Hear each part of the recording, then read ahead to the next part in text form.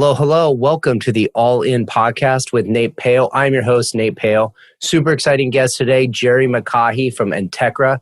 Entekra is a relatively new company in the building industry. It is an offsite construction fabrication company that is revolutionizing the way single-family and multifamily homes are being built. Whether or not you're in the industry or not, I think you're going to find a lot of value in this. He takes a look at the way things are being done and finds a way to just make a better process. A lot of times people think they got the ideas, but it's all about the execution. He's going to talk about his amazing story coming over here to the United States from Ireland as a young lad, and then returning back to Ireland to develop his own offsite framing company, and taking that company, selling it, becoming back to the United States, and his journey to take on some big titans of construction and really revolutionizing the way things are built. Tons of knowledge. It's going to be an exciting show. And Gerry is just an amazing speaker and storyteller. Tons of knowledge. Hope you guys enjoy this one as much as I did. Want to go far in business and in life? You can't do it alone. The secret is expanding your network of personal relationships, building friendships, connecting on an intimate level, away from the office, over a coffee or cocktail. Welcome to All In with Nate Pale, the show that asks what happens when you go all in and leverage the power of your network of personal relationships. Hi, welcome to the All In podcast with Nate Pale. I am your host, Nate Pale. I am joined today with Gerry McCaughey from Entekra. And Entekra is a new company, fairly new, that's come out into the world of construction in California. And he's going to talk a little bit about some crazy stuff. But you have a nickname of being called Mr. Unreasonable. Where did that come from? I honestly didn't know I had that nickname, Nate, to tell you the truth. I mean, I can understand why I do, but I don't know why I am Mr. Unreasonable. Although you bring up a good point. I mean, one of my favorite authors of all time is George Bernard Shaw, and he quite famously said at one point in time, "Nothing great was ever achieved by a reasonable man."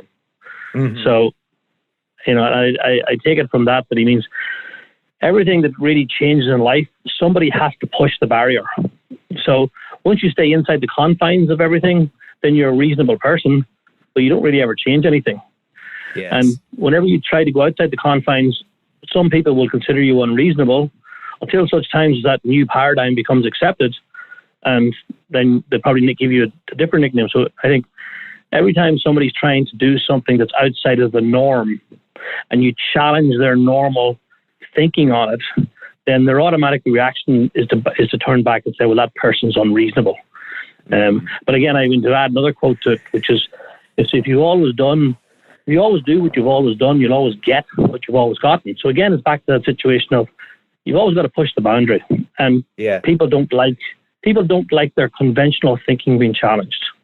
Yeah, I would agree. I don't think being unreasonable is a bad thing. I think, especially in the context that you've done it. So I bet we've known each other, I don't know, 3 or 4 years now. Yeah. And I probably first came across you on LinkedIn, of all places. That seems to be like the point of connection for a lot of people in business, is you start seeing a little bit of this or that on LinkedIn, and you say, hey, what are you doing? What do you got going on?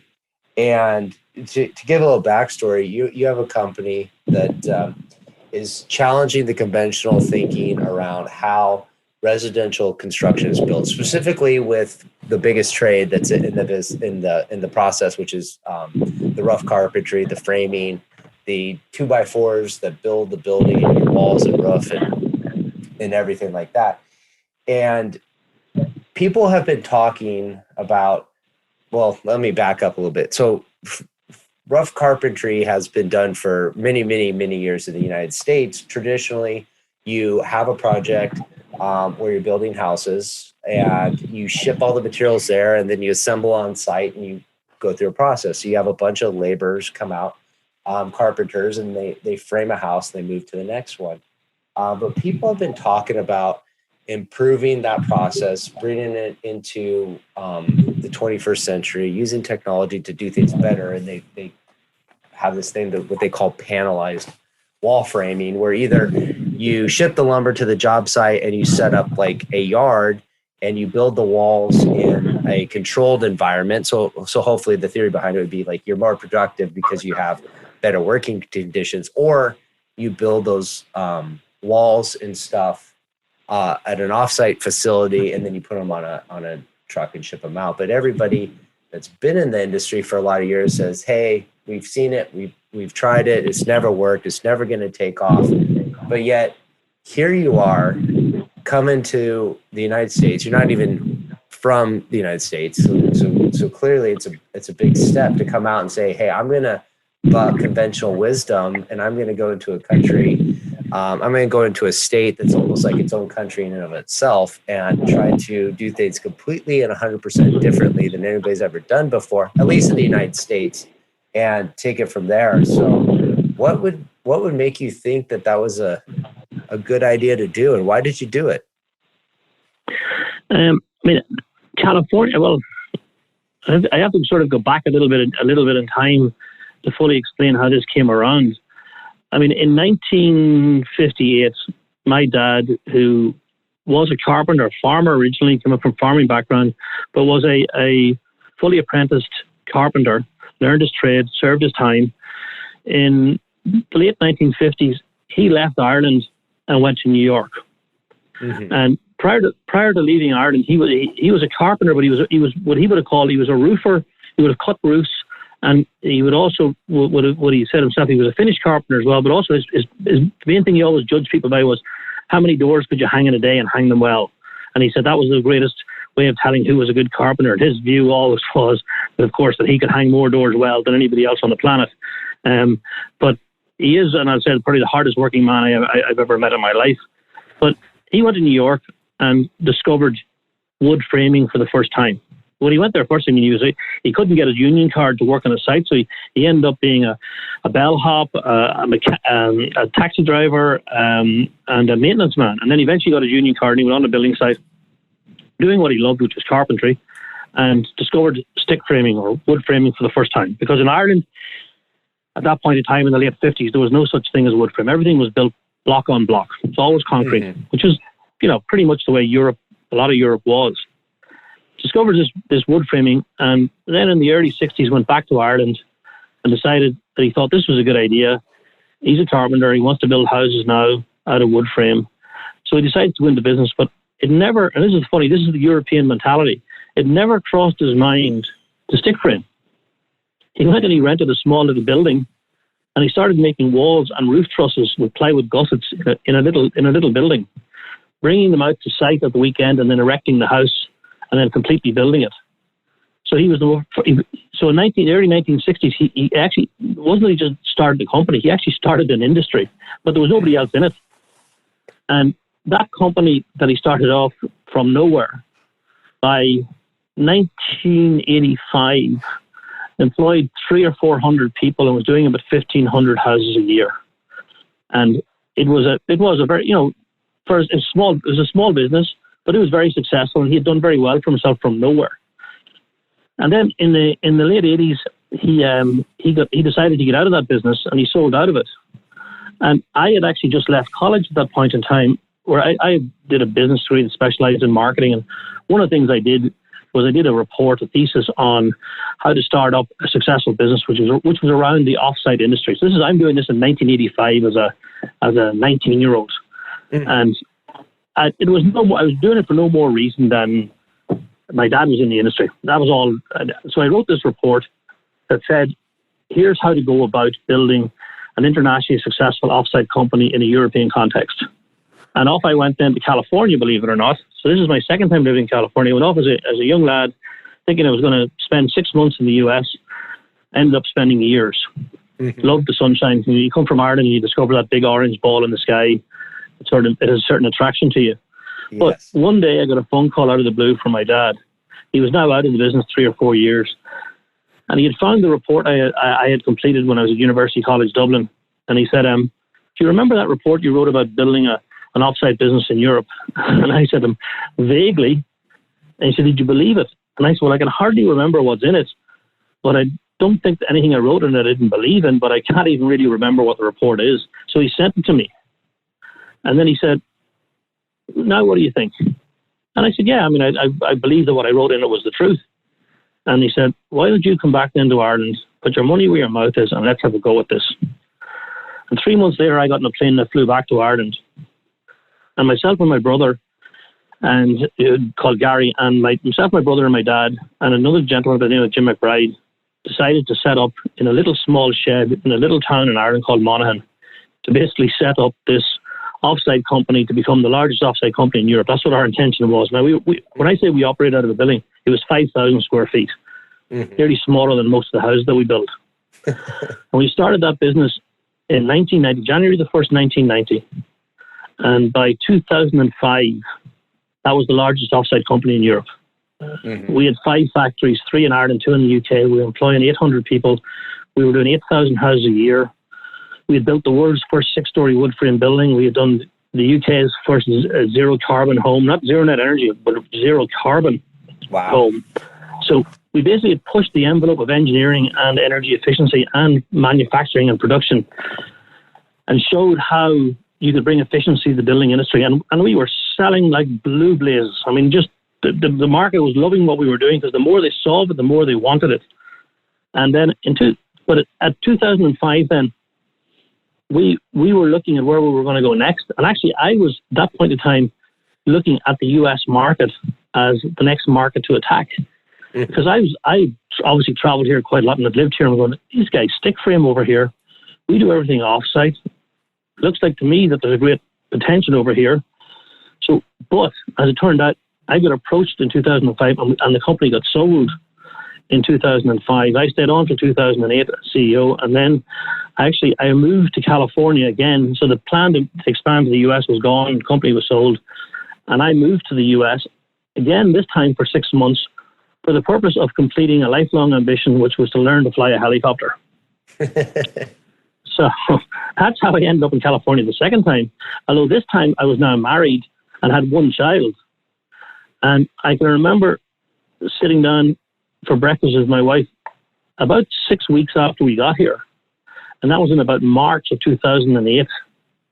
And my wife turned around to me like a scene from a movie and she goes, I'm not going back. I didn't know what she was talking about. I thought she was big into going to spin classes. I thought she was some spin class, something she wasn't going back to. I said, you're not going back where? And she says, I'm not going back to Ireland. And I said, that's interesting because you do know what an illegal alien will be because that's what you'll be.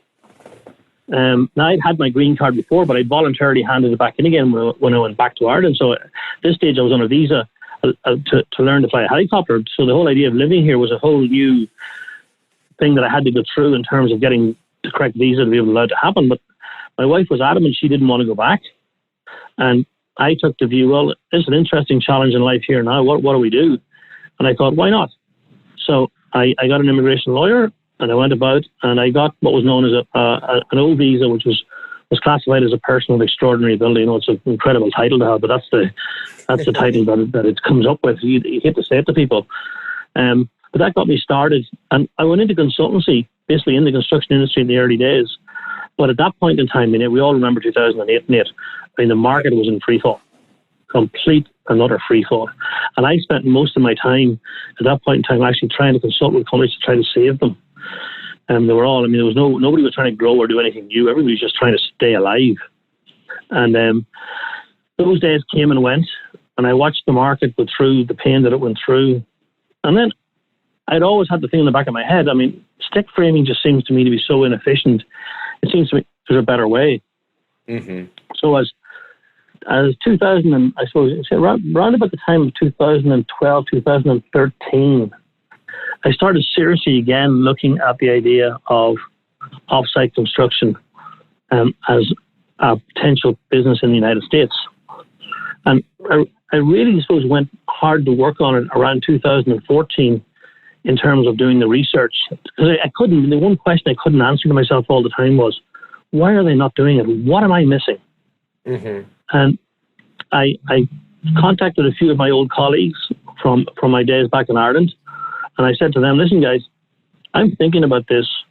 If I do this and I think it's ready to go, will you join me? Because I had been very lucky and privileged in my life to have worked with some of the most experienced offsite people in the world, who literally had, who had driven, both in engineering and energy efficiency and manufacturing.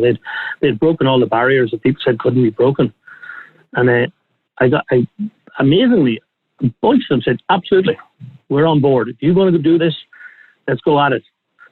And so by 2016, 2017, myself and my colleague Bran Kyo, who was working with closely at the time, said, we can't see a reason why not to do this. And I often say in life, the easiest thing to do in life, Nate, is to find a reason why not to do something. Mm-hmm. And that's people's fear of everything. So it's easy to find a reason why not to do something. And so we were coming with that view in mind. So we can't find a reason why not to do it. It just seems this is a market that's open for attack if it's approached the correct way. And so we then looked at the United States as a whole. It wasn't the fact that I was living in California. We actually looked at the US and said, where's the best market to go after?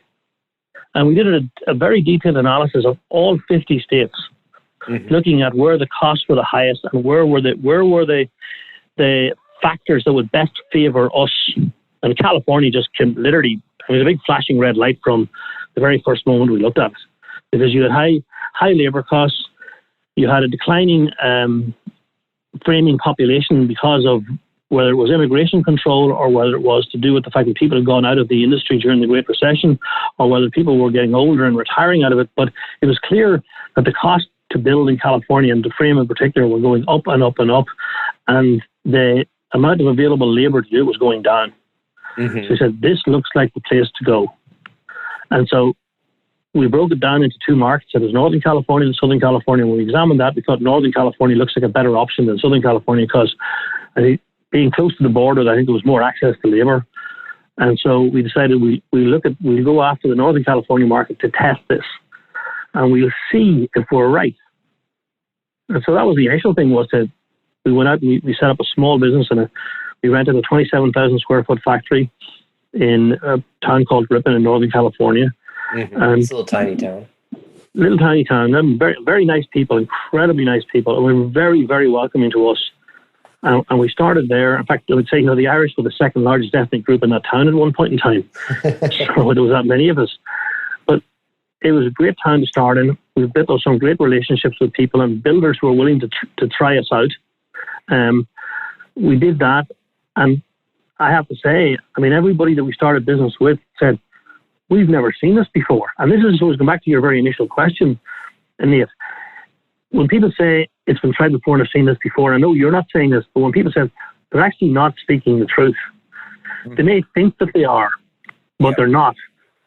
Because off-site construction, as we know it as Europeans, there is nobody in the United States has ever done it before or is even currently doing it. We might say the Entekra now are trying it. But my family had a 50-year track record of doing this, but if you think that component manufacturing or guys who make wall panels, and I'm not criticizing them or running them down, but if you think that that's an off-site company, you're severely mistaken. You literally are comparing apples and oranges. Mm-hmm. And so when we brought our system and process and we'd say this, it's not a product that we supply. We don't talk about selling wall panels or floor panels or roof trusses. We talk about improving the process. So when we bring our process to a builder and he gets to use it, it's like his eyes open, and literally you get the comments of, wow, this is incredible. I didn't know this was possible. How do you do this? Where did you ever think about this? And it's funny, I even had this morning. We had a relatively large builder walk around our factory today. Now, when he came in here at the meeting before, he had the same views. Oh, I've seen this before, I've tried this before. By the time that he left here today, he was saying, I had no comprehension of what it was you guys were truly doing. He said, now I get it. Because when you see the level of technology, we have more technology in here than ever than put the first man on the moon. the detail that we go through in a building. We know where every single nail is in the building. We know where every single piece of material is in it. We know where every screw is in it. We can tell you the quantities of everything. We have done the engineering on the building. I mean, it's such a professional approach to construction that it amazes people, particularly in residential construction. So that initial reaction that we got from customers was so overwhelmingly positive. We actually said, okay, we need to go out here and raise some money and build a serious offsite business. The same type of factories that we had in Europe, because the factory that we opened first in California was pretty manual in basis, but it was doing the product and the process the way we wanted it, but it still wasn't as highly automated as the factories we'd be used to in Europe. So we went out on a fundraise, and lo and behold, we had found great partners. We found Louisiana Pacific, who we knew previously, actually 25 years ago, previously in Europe, because they were also invested in a company in Ireland called SmartSide, which was an OSB producer, and we were in contact with them back then. When they heard we were doing it in the United States, they were very much on board to come and look at what we were doing, and they agreed to invest in us. So we raised $45 million from Louisiana Pacific, and I'm sitting here today in what is undoubtedly the most advanced offsite factory in North America, and probably one of the top 5 in the world here in Modesto. And I've been, blessed to be out there and see your factory, both of them, the one in Ripon and your newest one. Although when I visited that one, it was still in the putting the finishing screws and bolts together, but you could really see that the one in Ripon, if it was like 100, then this is like 10,000. Like that's how further, it's just. Oh, this is it's miles and miles apart from each other, and how much more advanced that one is. And the first one was really advanced too. So it's only imagine the thing. Well, this is, I mean, and it is amazing when you think about it. We're yesterday. We're only really 3 months now operational. We still don't have all the automation operational. Actually, we should have the final piece of operational by the end of the month. But even now, like, our capacity here is designed to do about 10 houses per day. As of now, we're doing 4 per day. By the end of April, the orders are there. We'll be at 6 per day. So we have an 18-month ramp up to get to 10 per day. I mean, it looks like we're going to be way ahead of that long before that point in time. That's the reaction that we're getting from our customers. It's absolutely, it's incredible to watch them going, I did not know this was possible. So it's an exciting time.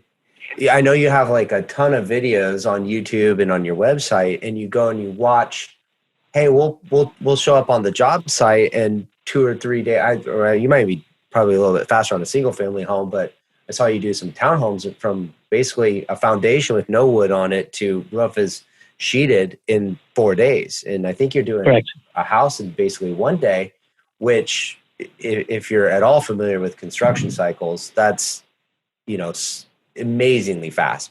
And you're also able to do a lot of that fabrication so much further earlier, because in California, you can't put lumber on a job site till you have streets paved. And it's always this big push to get to that point. And then at that point, your clock starts ticking to be able to build a house and get it turned and get it sold to a future homeowner. And that ability to offsite construct that home starting sooner than you could under normal circumstances and build it and erect it, that can bring a builder's time schedule down seriously a lot quicker. And that, means a homeowner can move in sooner.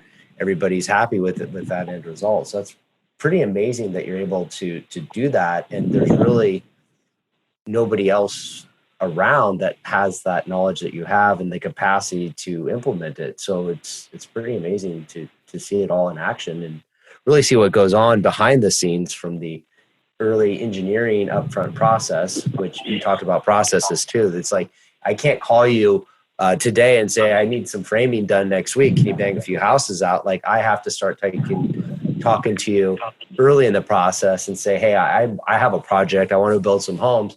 I'm going to be designing it. I need you to weigh in on the process, because the whole sequence of things changes because you're trying to look at the whole system as a whole, and things. That's correct. Different orders, different plate, the way it's arranged comes together differently. So you have to involve you so much earlier in the process, but the end result speaks for itself clearly. Yeah, really what you're trying to do is, I mean, we came across an expression in the US when we started here, which we'd never come across before, which you'll see written on drawings, which is field verify. We had never actually come across that before, because to us in the 21st century, with all this modern technology, why do you need to verify it in the field? Why can you not design it in advance, manufacture it, and have it go to site and make it fit? I mean, I often make the joke and said, do you think that the guys who built the International Space Station and sent it up, 20 or 30,000 miles into the air, into space, do you think that they ever had drawings that said field verify when they get up there? No. They're able to design it and make sure that it fits and it all goes together ever before it ever goes to a location. And that's the same with every product, except with construction in the US. The idea that I will not be able to know whether or not that works until I'm actually on the building site. Yeah, I mean, that says an awful lot about how the industry has not progressed an awful lot. Yes. One of the things I think I've been impressed with in the whole time I've known you, and from my initial curiosity, I was like, hey, what do you have going on, to like, this is like fantastic. Like, how can we do this together? So I've been in Southern California, and you're not really in Southern California yet. You're mainly in Northern California. I think was your ability to say no is like, hey, we don't want to go into markets that we're not set up to be successful in. And we're not in markets. I also work for a company that builds apartments. So apartment construction is a little bit different than residential home construction, because homes get released in like phases of 8 to 10 houses, and then they get sold. And as they're getting sold, then more and more get released. So apartments tend to take 300 to 400 units, and they just get released all at once. And it's this big cycle. So once you start framing, you're shoving a bunch of houses into the cycle process all at one time. And we had discussions about like what that would do with being able to meet your other customers' obligations. Is like, hey, when it's in phasing, we can do some we can do some of that.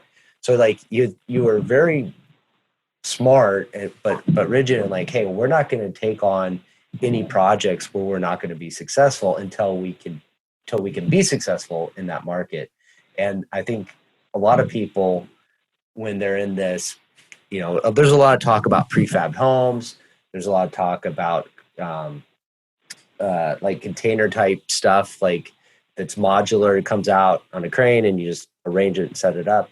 And a lot of people have big backings of big tech companies in Silicon Valley, money behind them, but they're trying to bite off the whole package for everybody. And I see there being a lot of challenges to be successful, because you have to kind of master the market you're in. Construction, as much as you want to say technology can make it more efficient, it's still a very regional market. It's still a very regional system, and you can't do what you do in Northern California and Texas, and you can't do it in Florida. Like, every market has its own intricacies of how construction is built, depending on what's going on. Florida, it's hurricanes and winds, and California, it's earthquakes, and it's just different. There's so many differences in codes.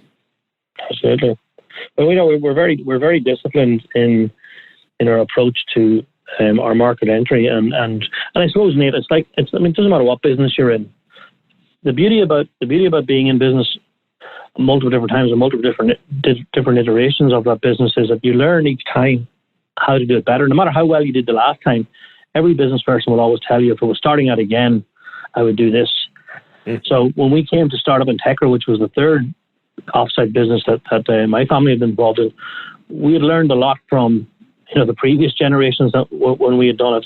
And so we've learned over the years, well, you never bite off more than you can chew. I mean, the most important thing is to leave the last customer you have as happy as you can with you. He'll build the next customer for you. But if you go out there and you take on a big job because you think, oh, there's money in that and that's going to be great for us and we should be taking it on, and you fail at it, then you'll be fighting for years to dig yourself out of that negative hole. So we're extremely disciplined in saying, when we came into the market first, we said we are only going to do single family 1 and 2 story buildings until we get to know and understand this market. Because even in our time in Ireland, we had shipped houses through the UK, France, Spain, Japan, and we knew that every single one of them was different. And so we said to ourselves here, no matter what we think about what we know about this industry, we don't know California. Mm-hmm. So let's learn it. And so we wanted to use single family as being the way to learn and get, whatever painful mistakes we would make, we would learn them at a relatively low cost compared to taking on huge, big apartment projects. So we just said, no, we're not doing it until we understand. And actually, it's really only probably about 6-7 months ago, we said, something, I think we feel comfortable now that we're willing to go after multifamily. Mm-hmm. And then that's what we started to do. And we went after the multifamily projects, and we did. We learned a lot of lessons in the single family that we were able to apply. We've done the multifamily; they've gone incredibly well. But I think that was because of the disciplined approach that we had to it, and even that's down to doing hospitality, hotels, those kind of projects. We said ourselves, no, we're not going to do those until we get through the multifamily, because that's going into the commercial realm. So we've been very disciplined and controlled in our approach to market entry. Yeah, I think what you said is if you do one customer right, they're going to build you to the next customer. But you're in this space too where there's a lot of people that have told you this can't be done.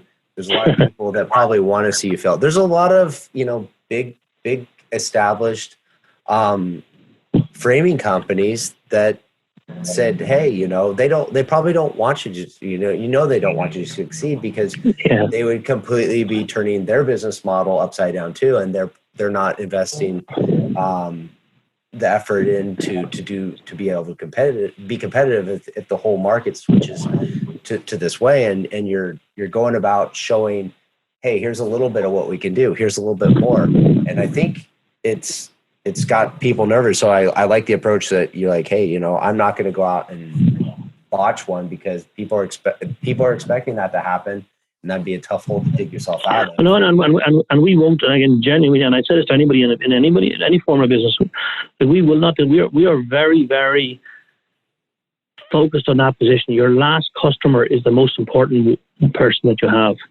And to us, and it has been the case, Nate. I mean, you're right. There's people out there who don't want us to fail. And in fact, you hear it all the time, and you hear the misinformation that's put out by competitors out there about us. And sometimes you sit back and laugh and go, it's incredible that they would actually it's so childish in many ways. But the beauty of what we have and what actually has been working so well for us is when anybody has tried to use misinformation, say, to compete against us, all we've ever had to say is, do you want to talk to our last customer? That's all we ever say. Yep. And we give the phone numbers out, and our customers are actually delighted to talk to other potential customers. I think many of them actually feel a certain pride themselves in the fact that they were sort of pioneers in doing it, and it worked out well for them, and they're very happy to talk about the success that they've actually had with it. So, in fact, I even had that today with a builder. He said to me, I went to your customer and I asked them, and they said they have nothing but glowing reports to say about you guys. And that to me, and it's not just about the money, Nate.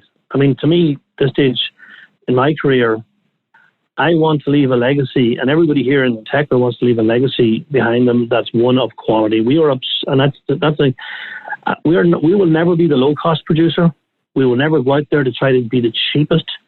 We will always focus on trying to produce the highest quality. Now, that does not mean that we're not trying to lower the cost for our customer. We are, but we're trying to do it by a different methodology, which is let's not focus on making the thing as cheap as chips.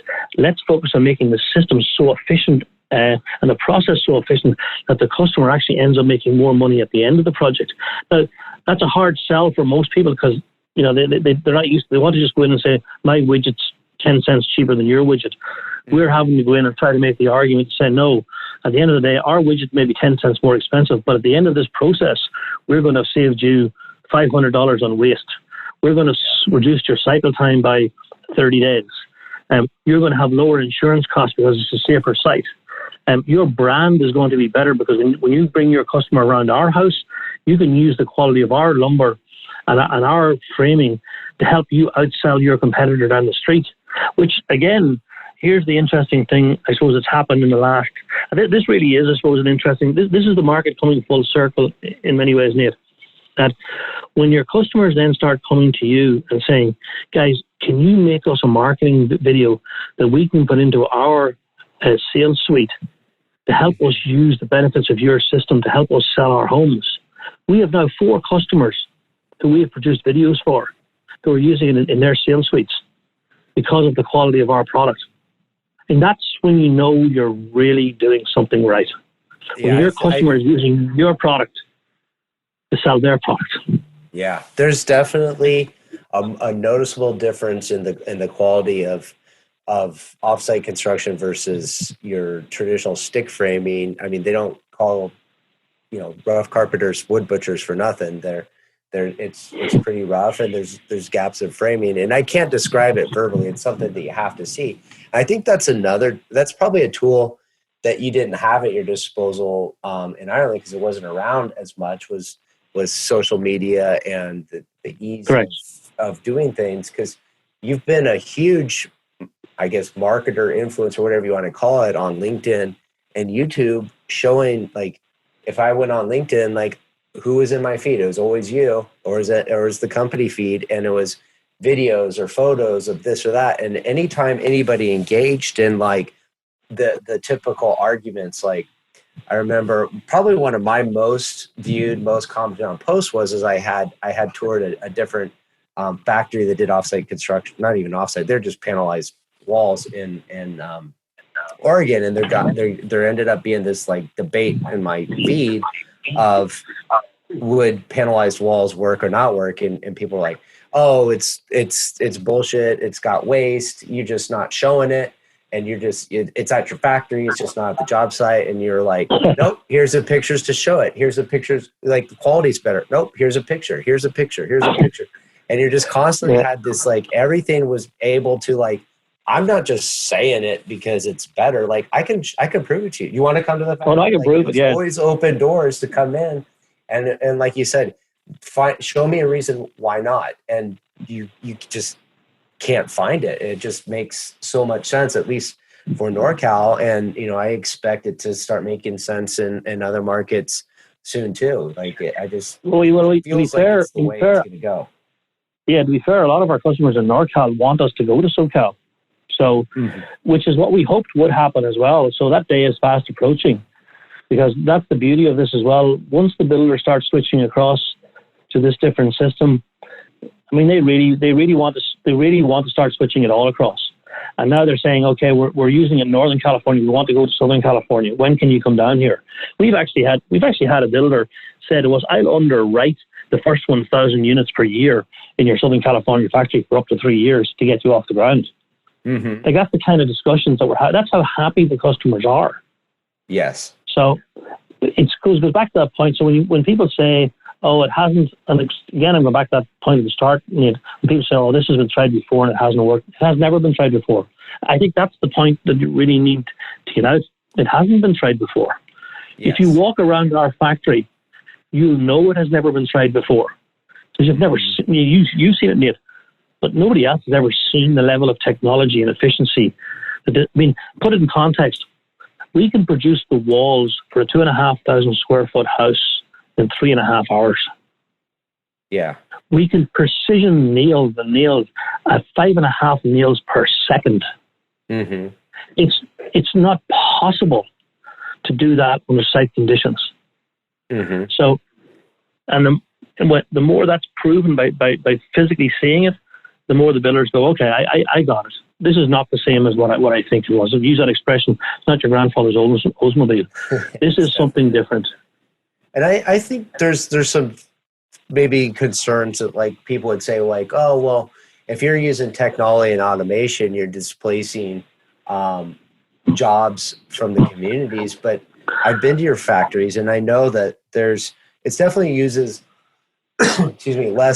less labor, but there's still a good amount of people you're working on. But I would argue that their quality of life is better in California. Oh, yeah, no. Northern California, you might commute 2 hours to go to your job site to work, and then you're 2 hours home. So you're going to go work in let's be real. The guys don't work 8 hours. They probably work 10 to 12 hours because they're all getting paid piecework. So they're going to go drive 2 hours, work 12, drive home for 12. So 14, what was that, 16 hours. So what are they going to do? Sleep for a few and run back and go do it? It's crazy. So if you can get them in, they're still making their wages. They don't have to have 2 hour commutes. Like, those quality of living is going to be very beneficial. Absolutely, but I'd like to take that point and just deal with something. So again, there's a lot of people out here who throw things out into the ether that have no substance whatsoever behind it. And the one thing about when people say, particularly in California, when people say, "Oh, you're doing away with jobs," let's just get a few facts here. The United States construction industry as a whole is short 400,000 people. Mm-hmm. Right? So how can you be doing away with a job when the industry doesn't have enough people to fill the job vacancies that it has? There you right? go. That's point one. That's a fact. It is 400,000. Now, add to that, of all of the job vacancies, 87% of the vacancies that where the greatest shortages are in framing. Mm-hmm. 87%. So there's a massive framing labour shortage in the country on top of that. Now, add this to the point, housing affordability. And this is where people don't join the dots. There is a direct correlation between the cost of housing and the lack of productivity, or, if you want to put it this way, the lack of available trades to do it. Mm-hmm. So you are actually driving up the costs of homes by not having enough people to be able to produce the number of homes that are required, which makes homes then more unaffordable for the very people who actually work on those building sites. So if you look at the U.S. construction, and this is an important point of this is, in the last 60 years, the only sector of the U.S. economy that has declined in productivity is residential construction. Right? Now, we all know that if you produce more of something, the productivity increases, the costs go down. But the same is true the other way around. If your productivity declines, the on-site construction costs increase. Mm-hmm. So part of the housing affordability problem we have at the moment is because technology and efficiency has not been applied to the construction industry, which is driving up the costs. So quite clearly, what I would argue is quite contrary to saying that we're taking away what jobs we're doing, we are actually providing labour that's not currently available and helping to control the cost of housing, and at the same time building a more sustainable house because we have less waste. Also, on top of that, building a higher quality home because we're building it using precision engineered materials and high levels of automation in a factory. So it's actually the opposite. It's those who are saying, "Oh, we shouldn't go and use modern technology." They're the ones who are actually helping to argue to drive the cost of housing up. And in many ways, I like this one, sort of, sorry for throwing this one in, but I love the sort of the fallacy of the guy complaining about using automation in the factory, and yet the same framer or builder drives up onto his site with his Ford F-150 Platinum with all the technology in the world in that vehicle connected to his smartphone, his iPad sitting beside him, and he goes home in the evening time, switches on his 60-inch TV, orders his food by Grubhub to be delivered. Yet he wants to complain about the technology on the building site. Does he want to give up his TV and his phone and his computer and his F-150 and go back to a car that barely has a heater? Yeah. No. The double standard is actually incredible when you think about it, because we've all benefited. Every single one of us today has benefited. And whether that's from medical advancements or whether it's from entertainment advances or transport advances, every single one of us has benefited from the fact that items were produced in a factory. Why is housing any different? Yes. Why shouldn't people be able to take advantage of the lower costs that you can generate over the longer run by using technology and factory control conditions for housing? Yeah. Well, I'd agree. I think you're definitely going to be turning the industry upside down. I'm a complete supporter of what you've got going on, and I'm looking forward to the time that we have a project that we can work together on. I just really excited what's happening and what you're doing. So I have appreciate you coming on the show. I do want to ask one question. So is your wife happy with you that you're able to keep her here in California? She's happy that she's here in California. And actually, since we moved here, we had one child. Now we have 4. So we have 3 of our children were born in the U.S. and the 3 of us were born in Ireland. So at least 3 of my children have still the opportunity to become president. So despite the fact now that we're all U.S. citizens, unfortunately I can still never be president. But hopefully some of my kids at some point in the future may be able to go there. To leave behind. Yeah, awesome. Yeah, well, it's been no, like she's delighted. I mean, we're delighted. I mean, and I'll say this. I mean, it's coming up to St. Patrick's Day. I don't know when this podcast is going up, but it's coming up to St. Patrick's Day now. And I have to say, I mean, I never feel more proud to be an American or an Irish person, actually, than on St. Patrick's Day.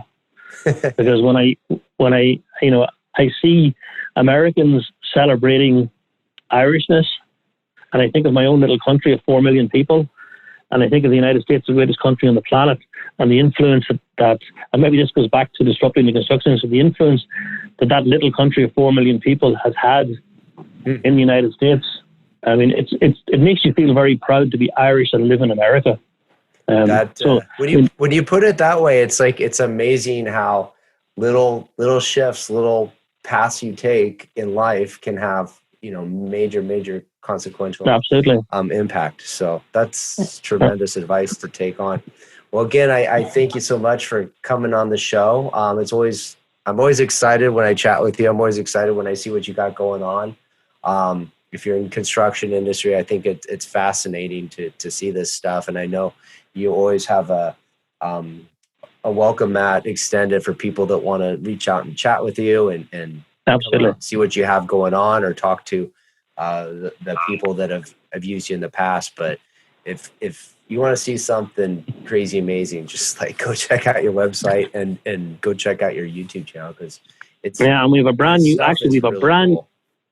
have a brand new website, so this is a good time, but we have a brand new website launching end of March.